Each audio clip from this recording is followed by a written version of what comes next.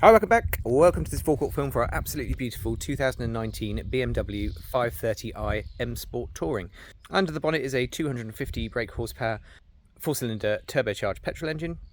The car features the M Sport Plus package. I'll talk you around some of the additional features and things like that in a moment, but it's presented in absolutely stunning condition. The M Sport Plus package upgrades things like the alloy wheels. These have been finished in this really lovely painted anthracite sort of colour. You'll also see the larger M Sport braking calipers there with the M logos in the blue. But a really striking car, the Touring. Absolutely beautiful in this specification. It's also got privacy glass to the back there. You'll also spot the full length panoramic sunroof at the back. But yeah, just having a look around the bodywork and everything like that is absolutely wonderful. You've got the twin exhausts on the side. Bodywork is unmarked all the way around, as are each of the alloy wheels. I won't show you them all individually, but yeah, they're all in absolutely fantastic condition.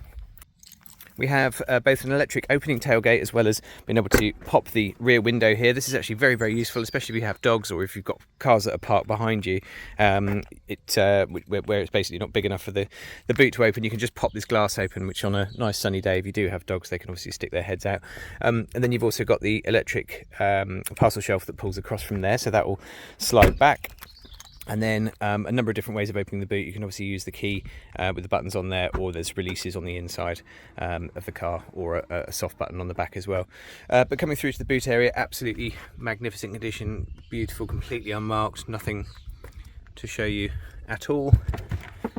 You've got additional storage under the back there, and then also additional storage at the rear of here. And actually the parcel shelf, if you're not using it, will actually fold away, and you can put it into underneath the boot floor as well, just giving you a little bit of extra space. You can pop the seats down from here as well. Just release this button and you'll see the rear seats fold down and almost flat actually, so loads and loads of space in there. Just slide these back up. Get this wonderful black leather throughout with the blue stitching. Again, all absolutely lovely condition, and there's some really nice little highlights in here, things like the little M Sport flags and things on the back. And then also you get the view of the lovely panoramic sunroof there as well. All completely unmarked, no kick marks or anything like that to the back of the seats. Blue stitching continues on the doors, and then you've also got the Harman Kardon sound system as well. A very highly spec'd car, this. Press this here to put that down. Through to the front, we've got your controls for your power folding mirrors. You can set that up so that it does it automatically on the key as well, so that the mirrors fold in when the car is locked. And then all of your electric windows and that boot release button that I mentioned as well. Through to this section, completely unmarked down here. Again, no kick marks, no scratches to any of the M emblems or the side skirts. All absolutely beautiful. You get this wonderful chunky 3-spoke M Sport sport steering wheel. The leather is absolutely lovely. It hasn't gone all nasty and shiny or anything like that at all. Electric adjustment for the front seats. And then the lovely piano black finish that goes all the way through as well.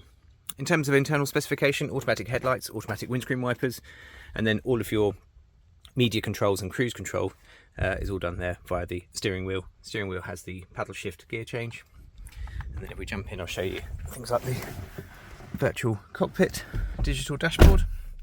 So just pop that in, press start, and you get all of the data comes up here on the screen in front of you. Depending on which driving mode you've got on, you've actually got different driving modes here, so you can move between Sport, Comfort and Eco Pro, and it will actually change the entire dash layout that you get there. So you get the Sport settings, and then the more sporty interface, and then you've got the different one there as well. So really lovely. You've got onboard computer. You can basically cycle through all of the different settings. Gives you all of your trip breakdown and everything like that. You'll see the mileage today, 44,356. I don't imagine that will be going up anytime soon. Ignore the flicker on the screen. That's purely because of the camera that we're using here, and it's not actually indicative of a flickering screen at all. It looks absolutely fine.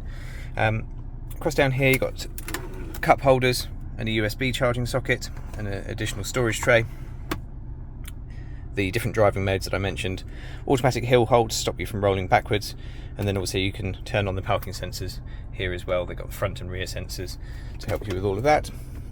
Additional storage in the centre, and then your iDrive controller that controls everything up on this screen. We've got the widescreen satellite navigation, so that covers you for the whole of Western Europe. You can also come through to the different modes here. So you've got media and communications. So communications will be for your telephone, media will be for your DAB digital radio, and also your Bluetooth audio streaming and everything like that as well. It's also a fully touchscreen interface, this as well, so it's got the upgraded, it's the Professional Pro, or Professional Plus, sorry, which basically means that this is all touchscreen if you don't want to use the iDrive. It does, obviously, by using the iDrive, it does mean that you don't get fingerprints and things like that all over the screen, so it's actually quite nice to continue using it like this as well.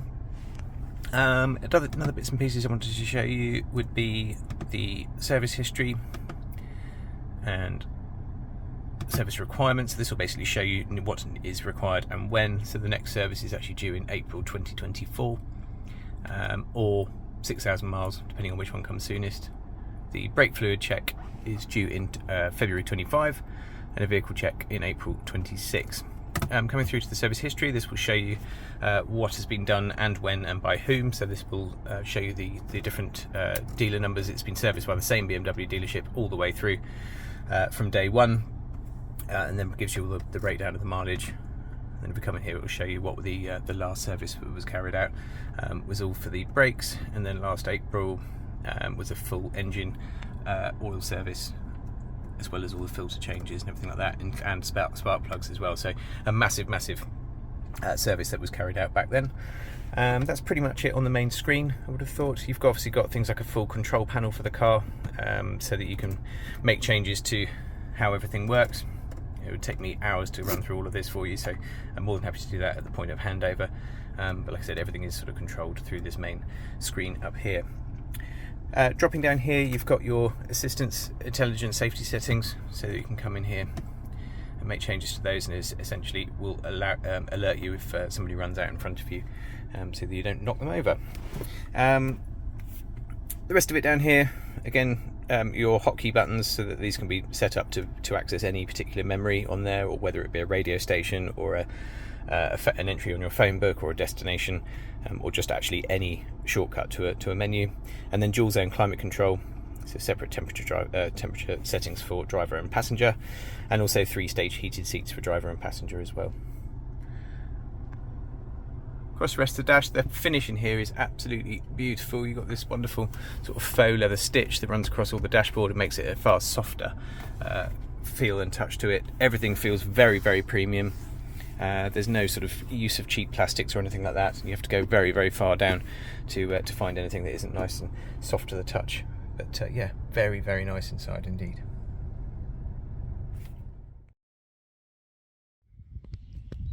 I hope you found this short video useful. As we mentioned, it is a really high specification example in absolutely stunning condition.